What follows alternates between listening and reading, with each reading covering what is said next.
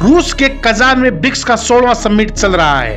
PM Modi और चीन के राष्ट्रपति शी जिनपिंग समेत 28 देशों के राष्ट्र प्रमुख इसमें शामिल होने के लिए पहुंचे हैं। प्रधानमंत्री मोदी आज जिनपिंग से मुलाकात करेंगे। आपको बता दें कि एलएसी पर तनाव कम करने की घोषणा के बाद यह उनकी पहली मीटिंग है।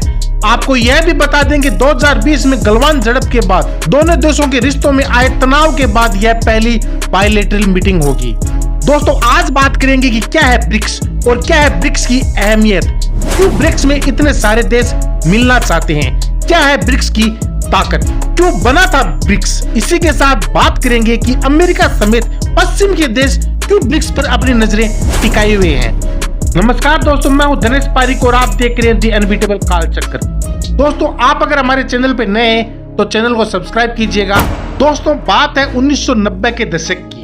रूस, इंडिया, चीन इन तीनों देशों ने मिलकर एक संगठन बनाया था, नाम रखा RIC। इन तीनों देशों के साथ आने का मकसद था कि दुनिया की फॉरेन पॉलिसी में अमेरिका के दबदबे को चुनौती देना था। दोस्तों उस समय फॉरेन पॉलिसी में अमेरिका की मोनोपोली थी, वह किसी न किसी प्रकार से हर देश की फॉरेन पॉलिसी को अफेक्टेड करता था। दोस्तों ये वो समय था, दोस्तों ये वो दिन थे जब कुछ विकसित देश यानी वेस्ट के कुछ देश विकासशील देशों को कहते थे कि आपको ये करना होगा और वो वैसे करते भी थे। इसी को चुनौती देने के लिए इन तीनों देशों ने आपस में बात करके एक संगठन बनाया ताकि वो अमेरिका के फॉरेन पॉलिसी को चुनौती दे सके तथा इनका मकसद था कि अपने संबंधों को नए सिरे से शुरू करना था।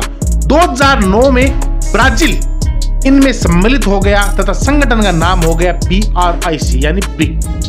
2010 में साउथ अफ्रीका इस संगठन में शामिल हो जाता है और उसका नाम हो जाता है ब्रिक्स यानी ईंट जैसी मजबूत इकोनॉमी वाला संगठन। आपको बता दें कि यह सबसे तेज उभरती अर्थव्यवस्थाओं का समूह है।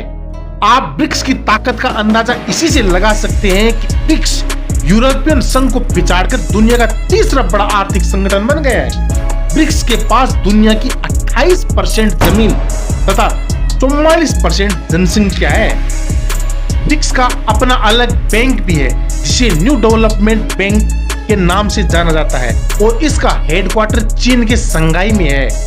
यह बैंक सदस्य देशों को सरकारी तथा प्राइवेट प्रोजेक्ट के लिए लोन उपलब्ध कराता है।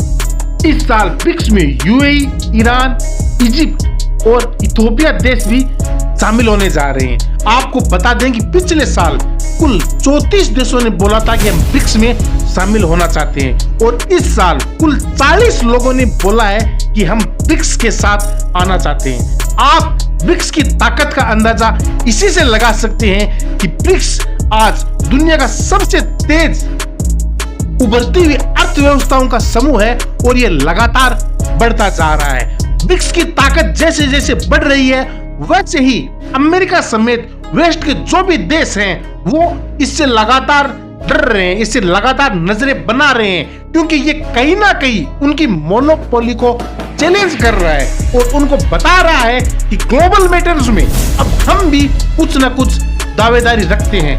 वो ये बता रहा है कि ग्लोबल मैटर में हम भी अपना स्थान रखते हैं। अब तो ब्रिक्स देशों ने आपस में अपनी करेंसी भी साझा करनी शुरू कर दी है। चलिए दोस्तों आज की वीडियो में इतना ही, मिलते हैं अगले वीडियो में। तब बात करेंगे कि ब्रिक्स के मकसद क्या है और ब्रिक्स क्यों बार बार बोल रहा है कि अपनी अलग करेंसी होनी चाहिए। तब तक के